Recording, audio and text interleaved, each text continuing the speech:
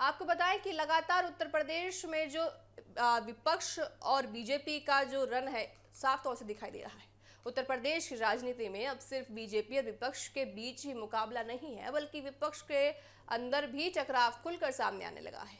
जिस इंडिया गठबंधन ने लोकसभा चुनाव में मिलकर बीजेपी को चुनौती दी थी, अब उसी गठबंधन के दो बड़े सहयोगी समाजवादी पार्टी और कांग्रेस एक दूसरे के खिलाफ खुलकर सामने आने लगे, यानी कि बयानबाजियां खुलकर मीडिया के सामने पेश कर रही हैं। विवाद की वजह यह है कि उत्तर प्रदेश में बड़े भाई की भूमिका, यानी आखिर 2027 के विधानसभा चुनाव में गठबंधन की अगुवाई कौन करेगा। इसी सवाल ने अब सपा और कांग्रेस के नेताओं के बीच जुबानी जंग छेड़ दी है। कांग्रेस सांसद इमरान मसूद और समाजवादी पार्टी के सांसद रामशंकर राजभर के बीच बयानों का ऐसा दौर शुरू हो गया है। आपको बताएं कि जिसने इंडिया गठबंधन की एकजुटता पर भी सवाल खड़े कर दिए। दरअसल आपको बताएं कि कांग्रेस सांसद इमरान मसूद ने हाल ही में दावा किया था कि उत्तर प्रदेश में लोकसभा चुनाव के दौरान समाजवादी पार्टी को जो देखिए ज्यादा सीटें नहीं मिली थी, उसमें राहुल गांधी और कांग्रेस की बड़ी भूमिका थी। जो भी सीटें मिली थी उसमें कांग्रेस की भूमिका थी। उनका कहना था कि अगर कांग्रेस का साथ नहीं होता तो समाजवादी पार्टी इतनी बड़ी सफलता हासिल ही नहीं कर पाती।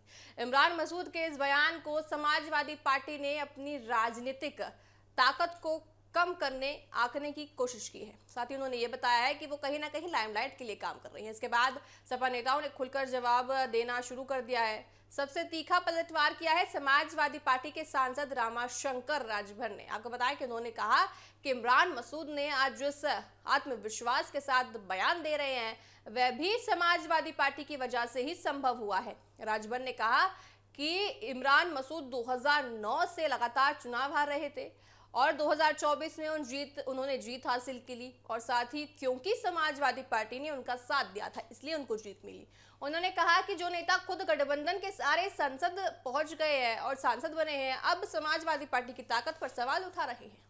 रामशंकर राजभर ने यह भी कहा कि देखिए, उन्होंने इमरान मसूद की तुलना असदुद्दीन ओवैसी से करते हुए आरोप लगाया कि ऐसे बयान विपक्ष की एकजुटता को कमजोर करते हैं। उन्होंने ये भी कहा कि कांग्रेस नेतृत्व को ऐसे नेताओं पर कार्रवाई करनी चाहिए क्योंकि इस तरह की बयानबाजी से गठबंधन को नुकसान होता है। साथ ही राजभर ने आरोप लगाया कि बीजेपी उत्तर प्रदेश में हिंदू मुस्लिम की राजनीति को हवा देना चाहती है और इमरान मसूद के बयान उसी एजेंडे को मजबूत कर रहे हैं। राजभर ने समाजवादी पार्टी के संस्थापक मुलायम सिंह यादव का भी जिक्र किया। उन्होंने कहा कि मुलायम सिंह यादव ने हमेशा सामाजिक न्याय और सभी वर्गों के हितों की राजनीति की है। साथ ही उन्होंने ये भी याद दिलाया कि मुलायम सिंह को कई बार, आपको बताएं कि कई बार मुलायम जैसे राजनीतिक तंज भी झेलने पड़े हैं, लेकिन उन्हें अपनी राजनीति का रास्ता नहीं बदला। राजभर ने साफ कहा कि उत्तर प्रदेश में समाजवादी पार्टी सबसे बड़ी विपक्षी ताकत है, इसलिए गठबंधन में बड़े भाई की भूमिका उसी को, यानी कि बड़े भाई की भूमिका समाजवादी पार्टी ही निभाएगी, कहीं ना कहीं इनका ये कहना है। दूसरी तरफ कांग्रेस का मानना है कि लोकसभा चुनाव में राहुल गांधी की सक्रियता, कांग्रेस के वोट ट्रांसफर और इंडिया गठबंधन की रणनीति की वजह से उत्तर प्रदेश में विपक्ष को बड़ी सफलता मिली है। कांग्रेस नेताओं का तर्क है कि ये जीत किसी एक पार्टी की नहीं बल्कि पूरे गठबंधन की थी। ऐसे में सिर्फ समाजवादी पार्टी को इसका श्रेय देना सही नहीं होगा। यहीं से सियासी सवाल भी खड़े होने शुरू हो गए और साथ ही ये भी है कि क्या लोकसभा चुनाव की सफलता अब विधानसभा चुनाव से पहले दोनों दलों के बीच विवाद की वजह बनती हुई नजर आ रही है, क्योंकि एक तरफ समाजवादी पार्टी अपने, आपको बताया कि 37 सांसदों के दम पर खुद को उत्तर प्रदेश में विपक्ष की सबसे बड़ी ताकत बता रही है, तो दूसरी तरफ कांग्रेस अपने बढ़ते राजनीतिक प्रभाव और राहुल गांधी की भूमिका का हवाला देकर अब पूरी तरह से बराबरी का दावा कर रही है।